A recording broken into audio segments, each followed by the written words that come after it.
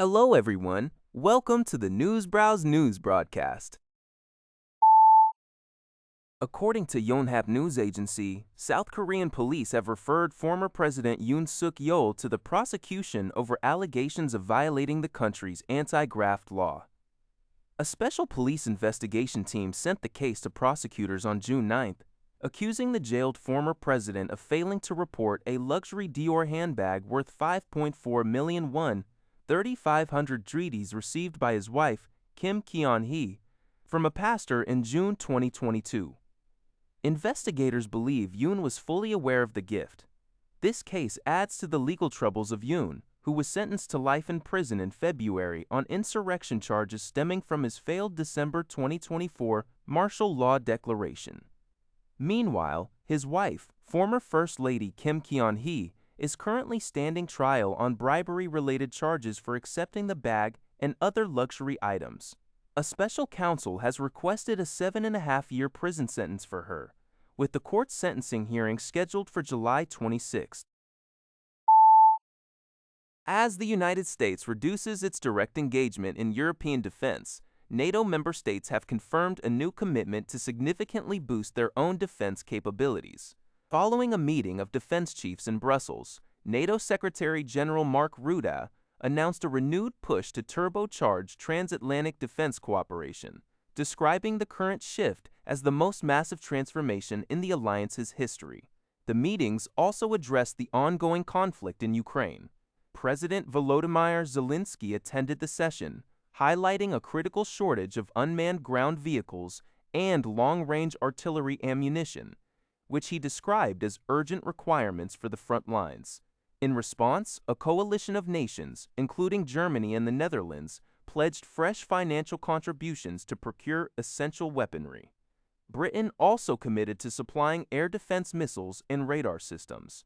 According to NHK, these developments signal a pivotal moment for European security as the alliance adapts to a changing geopolitical landscape. According to Kyodo News, Japanese Finance Minister Satsuki Katayama stated on Friday that the government remains fully prepared to take decisive action against speculative moves in the foreign exchange market.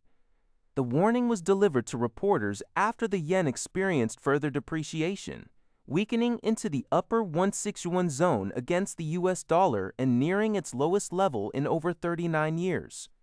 Katayama emphasized that there has been no change whatsoever in Japan's stance to intervene and stabilize the currency if necessary.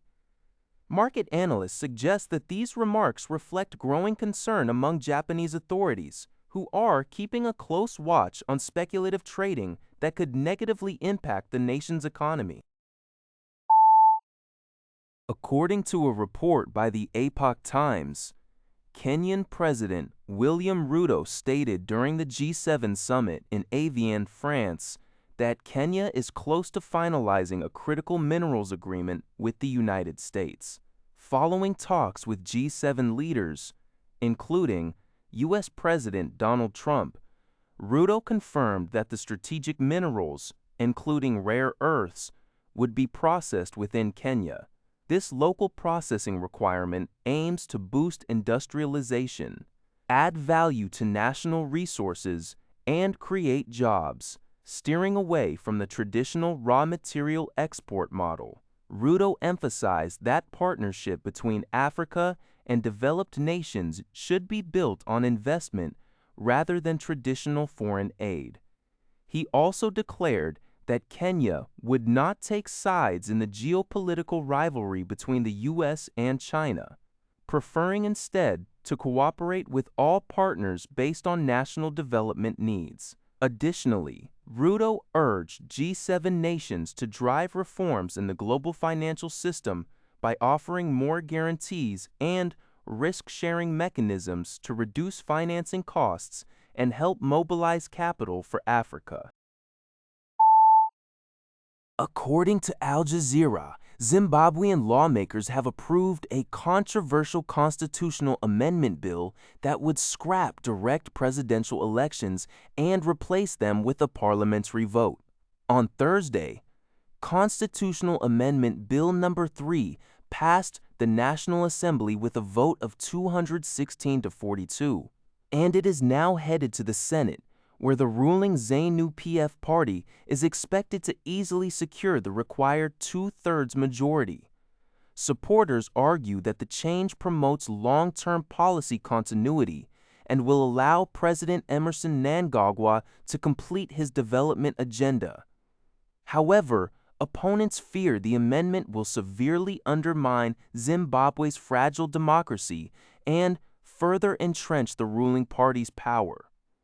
Activists and human rights defenders warn that the bill strips citizens of democratic accountability and could pave the way for Mnangagwa to extend his presidency beyond the constitutional limit into 2028. The passage of the bill comes amid allegations of voter intimidation and bribery during public consultations. With some opposition MPs voting in favor, legal challenges have already been filed, but critics express little faith in the independence of the country's judiciary. That's all for this video. Thank you for watching. See you in the next video.